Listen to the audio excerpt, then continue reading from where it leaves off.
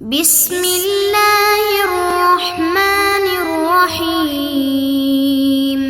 بسم اللہ الرحمن الرحیم۔ ہمارے آج کے سبق کا عنوان ہے یوسف فی البئر، یعنی یوسف علیہ السلام کنویں میں۔ وَرَجَعَ الْإِخْوَةُ إِلَى الْبَيْتِ، بھائی گھر لوٹے۔ راجع جو ہے یہ ماضی کا صیغہ ہے واحد مذکر غائب کا، اور اس کا مصدر رجوع ہے بمعنی لوٹنا۔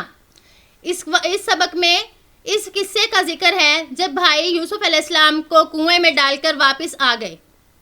وَتَرَكُوا يُوسُفَ فِي الْبِئْرِ، اور چھوڑ دیا انہوں نے یوسف علیہ السلام کو کنویں میں۔ تَرَكَ يَتْرُكُ تَرْكًا بمعنی چھوڑنا۔ تَرَكُوا جمع مذکر غائب کا صیغہ ہے، واو ضمیر اس کا فاعل ہے جو اخوا کی طرف لوٹ رہا ہے۔ وَأَكَلَ الْإِخْوَةُ الطَّعَامَ، بھائیوں نے کھانا کھایا۔ أَكَلَ يَأْكُلُ أَكْلًا بمعنی کھانا، اخواتو اس کا فاعل ہے، الطعام مفعول ہے اس لیے منصوب ہے۔ وَنَامُوا عَلَى الْفِرَاشِ، وہ بستر پر سو گئے۔ نامو جمع مذکر غائب کا صیغہ، علی حرف جر، الفراشی مجرور، اور جار مجرور متعلق ہوتا ہے فعل کے یا شبہ فعل کے۔ وَيُوسُفُ فِي الْبِئْرِ، یوسف علیہ السلام کنویں میں تھے۔ وَلَا فِرَاشَ وَلَا طَعَامَ، نہ کوئی کھانا تھا نہ وہاں بستر تھا۔ وَنَاسِيَ الْإِخْوَانُ يُوسُفَ وَنَامُوا، بھائی یوسف علیہ السلام کے بھائی ان کو بھول گئے اور وہ سو گئے، یعنی انہیں اس بات کی یاد ہی نہ آئی کہ ہم اپنے چھوٹے بھائی کو کس طرح سے کنویں میں چھوڑ کے آئے ہیں۔ اگر وہ اس کو یاد رکھتے تو انہیں کبھی نیند نہ آتی، وہ بھول گئے اور سو گئے۔ وَنَامَ يُوسُفُ وَمَا نَامَ يُوسُفُ، اور یوسف علیہ السلام نہ سوئے۔ ما ناما ماضی منفی کا صیغہ ہے واحد مذکر غائب کا، اور یوسف اس کا فاعل ہے اس لیے مرفوع ہے۔ وما ناسیہ احدن، نہ وہ کسی کو بھولے۔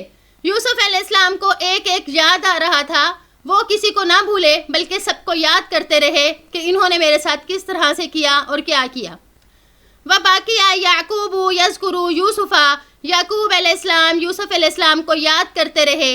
وباقیہ یوسف یذکر یعقوب، اور یوسف علیہ السلام یعقوب علیہ السلام کو یاد کرتے رہے۔ وَكَانَ يُوسُفُ فِي الْبِئْرِ، یوسف علیہ السلام کنویں میں تھے۔ وَكَانَتِ الْبِئْرُ عَمِيقَةً، اور کنواں گہرا تھا۔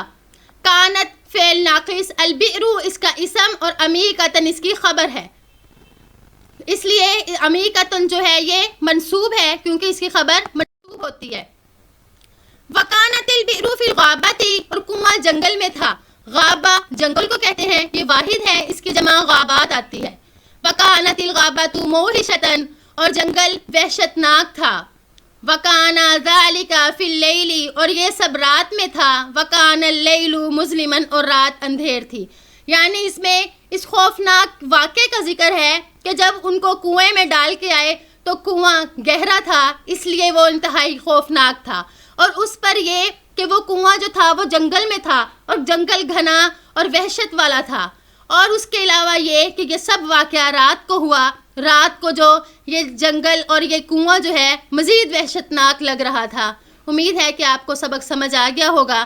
السلام علیکم ورحمۃ اللہ وبرکاتہ۔